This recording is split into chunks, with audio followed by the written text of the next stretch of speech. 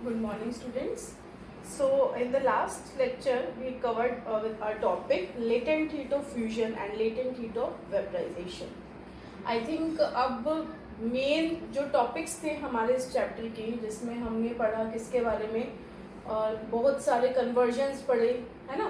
Like हमने fusion से melting, हमने फ्यूजन और इस वेपराइजेशन, इतने सारे प्रोसेसेस पढ़े. Inter conversion of states of matter पढ़ा. आपने एक टेम्परेचर से दूसरे टेम्परेचर में कैसे कन्वर्ट कर सकते हैं ये पढ़ा. So the last topic of our chapter is evaporation. What is evaporation? That we have studied previously. The process of conversion of liquid into its vapour state at any temperature, है ना. Evaporation करने के लिए हमें किसी specific temperature की जरूरत नहीं है. This is the only difference between boiling and evaporation. Even a 3 marker question can come in that which can ask you about the difference between evaporation and boiling. So what is evaporation? In this, the process of conversion of liquid into its vapor state at any temperature.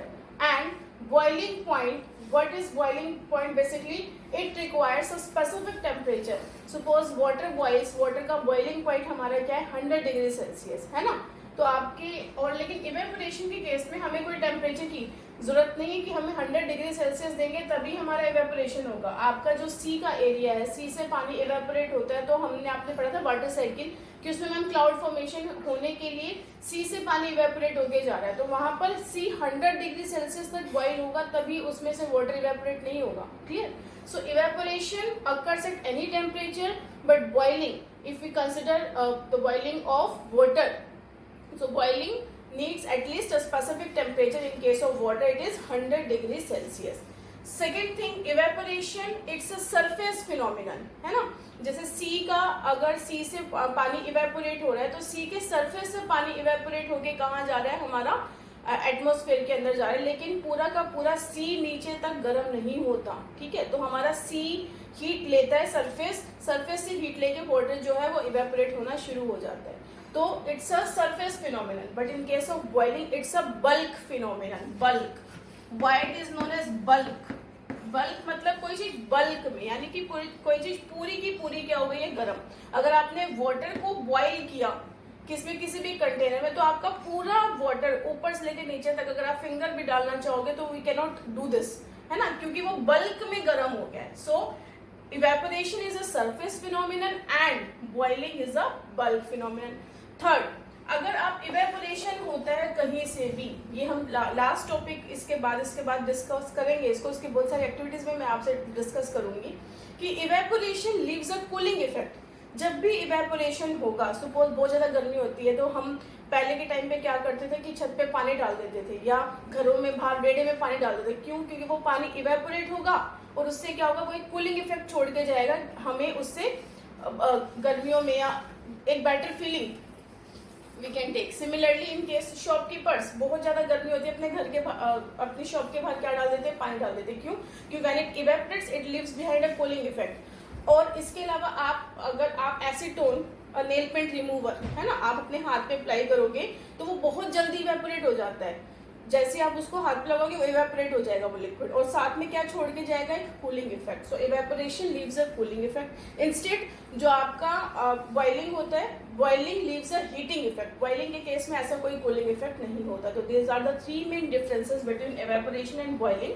Evaporation it's a basically it occurs at any temperature. Boiling, it needs a specific temperature.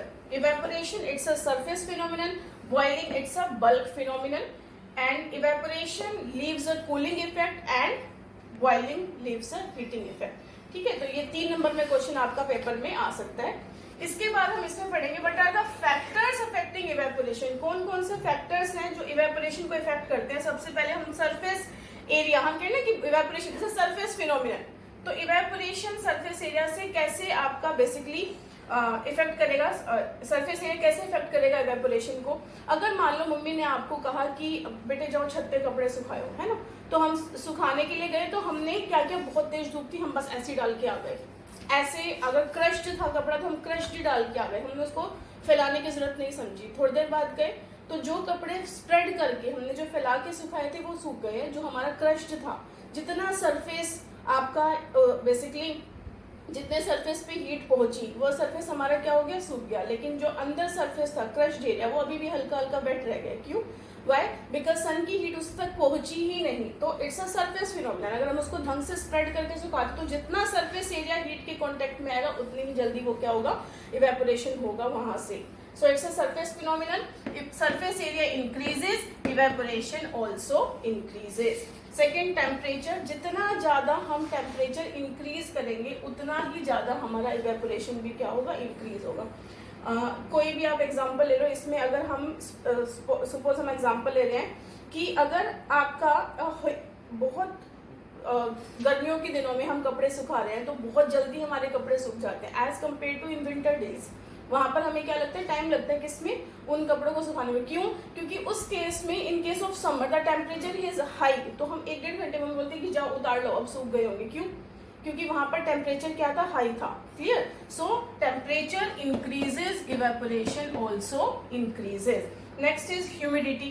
Humidity का बहुत better example हम लेंगे rainy season. Rainy season में हम बोलते हैं कि 3 दिन हो गए बारिश हो रही है, अभी तक हमारे जो कपड़े थे वो पड़े ही हैं, अभी गीले ही पड़े, सूखे ही नहीं। क्यों? क्योंकि नेचर में उस रेन की वजह से हमारे आसपास के एटमॉस्फेयर में इतना ज्यादा वाटर वेपर का कंटेंट है कि फर्दर वाटर वेपर के कंटेंट को आने की जगह ही नहीं मिल रही। ठीक है? तो आपका ह्यूमिडिटी इंक्रीज, अगर ह्यूमिडिटी नेचर में ज्यादा है तो इवेपोरेशन पे उसका उल्टा इफेक्ट पड़ेगा, evaporation will decrease. So humidity आप ये ध्यान रखना, अभी तक हमने 2 पढ़े, दोनों में क्या हुआ, सरफेस एरिया इंक्रीज तो इवेपोरेशन इंक्रीज, टेम्परेचर इंक्रीज तो evaporation again increase. But in case of humidity, if humidity will increase the evaporation will decrease. The last is wind speed. Suppose सर्दियों के टाइम हमें बहुत बार ऐसा होता है कि नेक्स्ट डे एकदम से कोई पार्टी, कोई फंक्शन है, हमें रिमाइंड हुआ ओ कल तो फंक्शन है, हमने तो कोई जो ड्रेस हमने स्पेसिफिक पहनी थी वो तो हमने वॉश ही नहीं करी। तो हम क्या करते, कितनी बार ऐसा होता है कि हमने रात को वॉश किया और एक रूम जिसमें मान लो कोई नहीं है तो उसमें पंखा चला के हम सुबह चले गए, तो सुबह वापस आए तो वो हमारी सूखी हुई मिली। तो उस केस में कोई हीट तो उसको मिली नहीं, सिर्फ हमने क्या दिया, विंड स्पीड। यहाँ पर विंड स्पीड से क्या हुआ, evaporation. And in this case also if wind speed increase, जितनी ज्यादा विंड स्पीड होगी उतना ही ज्यादा क्या होगा, इवेपोरेशन होगा। तो this are the 4 factors on which evaporation depends. Surface area increase, evaporation increase, temperature increase, evaporation increase, but if humidity increase, evaporation will decrease, and in wind speed increase, evaporation also increases. Clear? So in this chapter we are only left behind with some of the examples related to cooling effect of evaporation. This we will do in our next lecture.